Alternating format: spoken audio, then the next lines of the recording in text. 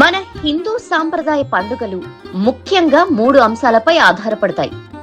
భౌతికమైన, ఆధ్యాత్మికమైన, సమాజ హితవుగా ప్రతి పండుగ నిర్వహణ ఉంటుంది. దీపావళి మరుసటి నుంచి కార్తీక మాసం మొదలవుతుంది. దీపావళి పర్వదినం సమస్త సనాతన ధర్మాన్ని పాటించే వారికి ఒక ముఖ్యమైన పండుగ. అనేక కథలు, పౌరాణిక గాథలు, వీరోచిత పోరాటాన్ని గుర్తు తెచ్చుకునే శుభదినం నేడు. దీపాలు వెలిగించి జ్ఞాన మార్గంలో నడవాలని దీపావళి పండుగలోని అంతరార్థం. దీపపు వెలుగు చీకటిని పాలద్రోలుతుంది. చీకటిలో ఉన్నప్పుడు పామేదో కర్రేదో తెలియదు. చీకటిలో అది కాలికి తట్టుకుని ఎంతో భయపడతాం. ఒక్కసారి కాంతిని వెలిగించి చూసి అది కర్ర అని తెలుసుకుంటే భయం పోతుంది.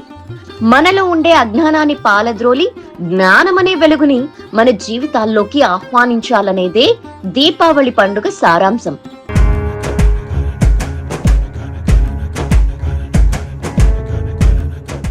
మన హిందూ సాంప్రదాయ పండుగలు ముఖ్యంగా 3 అంశాలపై ఆధారపడతాయి. భౌతికమైన, ఆధ్యాత్మికమైన, సమాజ హితవుగా ప్రతి పండుగ నిర్వహణ ఉంటుంది. దీపావళి మరుసటి నుంచి కార్తీక మాసం మొదలవుతుంది. చలికాలం ఎక్కువగా ఉండే సమయం ఇది. ఆస్తమా, అలర్జీలు, వైరల్ జ్వరాలు ప్రబలే రోజులివి. ప్రతి ఒక్కరూ ఆరోగ్యంగా ఉండేందుకు, రోగ నిరోధక వ్యవస్థ స్ట్రాంగ్ అవ్వటానికి దీపాలు దోహదపడతాయి. ఆవు నెయ్యి, నువ్వులు, వేరుశనగ, ఆముదం, ఇతర నూనెలతో వెలిగించే దీపం వలన ఆ నూనె అగ్నితో చర్య జరిపి ఆరోగ్యకరమైన వాయువులని గాలిలోకి విడుదల చేస్తాయి. దీంతో దీపాలు పెట్టిన స్థలంలో మానసిక ప్రశాంతత, ఇమ్యూనిటీ పవర్ పెరిగే అవకాశం ఉంది.